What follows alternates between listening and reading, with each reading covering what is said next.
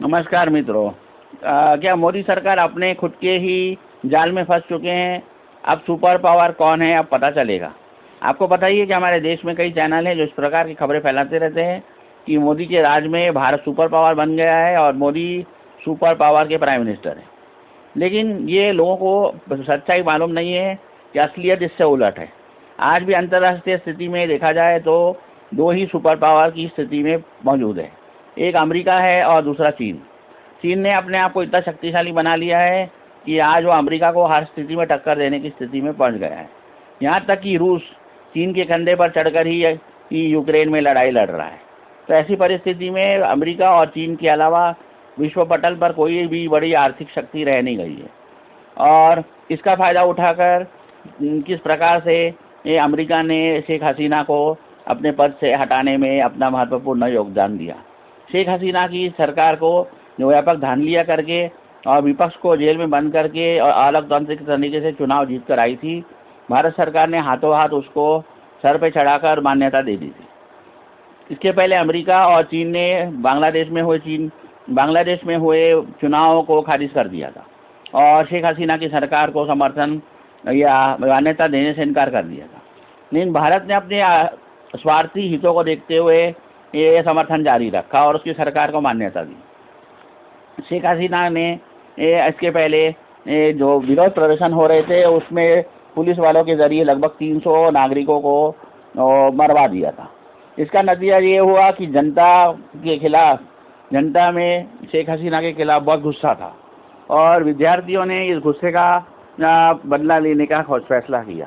इसलिए जैसे ही पुलिस कमज़ोर पड़ी और नागरिकों की संख्या पुलिस से ज़्यादा हो गई तो उन्होंने नेशनल मार्च निकालने का फैसला किया जो शेख हसीना के घर तक जा रहा था। राष्ट्रीय कर्फ्यू लगाने के बाद भी पुलिस शेख हसीना के घर को बचा नहीं पाई और लोगों की संख्या पुलिस से ज़्यादा हो गई। ऐसी स्थिति में सेना ने सिचुएशन को भांपकर फैसला किया कि वो जनता के साथ रहेगी और वो शेख हसीना का साथ नहीं देगी। और शेख हसीना को इस प्रकार से वहाँ से भागने के लिए सेना ने मजबूर कर दिया और शेख हसीना के पास दूसरा कोई रास्ता भी नहीं बचा था। जिस तरीके से जन सैलाब ने उसके देश में उसके घर को घेर लिया था, उसके लिए आवश्यक हो गया था कि वो देश छोड़कर भागे और हाथों हाथ भारत ने उसको अपने संरक्षण दे दिया क्योंकि वो भारत की कठपुतली बनी हुई थी और भारत को ऐसी स्थिति में उसे समर्थन देना एक नैतिक जिम्मेदारी बन चुकी थी।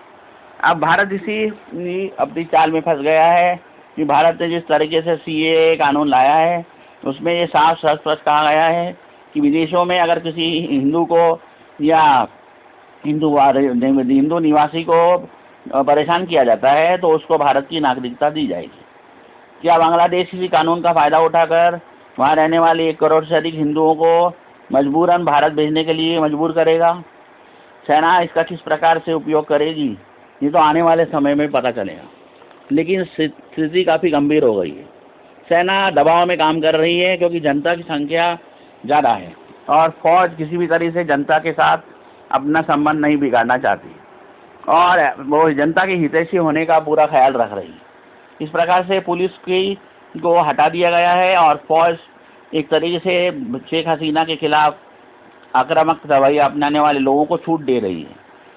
पहले शेख हसीना ने 300 लोगों को मरवाया विरोध प्रदर्शन में, अब जनता ने लगभग 100 से अधिक शेख हसीना के नेताओं को जला के मौत के घाट पहुंचा दिया। अब ये मौत का तांडव जारी है। ये कब रुकेगा, कौन रोकेगा, किसी को कुछ पता नहीं और इस स्थिति का अंतर्राष्ट्रीय फ़ायदा उठाने के लिए कई शक्तियाँ लगी हुई हैं, खासकर चीन और अमेरिका। चीन अपने आप को सुपर पावर स्थापित करने के लिए पाकिस्तान के साथ गलबगैया कर रहा है और पाकिस्तान भी बड़ी खुशी के साथ एक तरफ चीन के साथ और दूसरी तरफ अमेरिका के साथ दोस्ती निभा रहा है।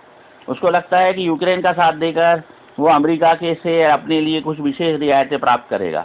वहीं चीन के साथ दोस्ती जारी करके वो चाहता है कि बांग्लादेश में पाकिस्तान अपने सैन्य अड्डा बना ले और चीन उसको सहयोग करे। अब ऐसी परिस्थिति में भारत को अपने किए की सज़ा मिलना लगभग तय सा हो गया है। अब CAA कानून के अंतर्गत इन सभी लोगों को भारत में मजबूरन भारत सरकार को नागरिकता देनी पड़ेगी।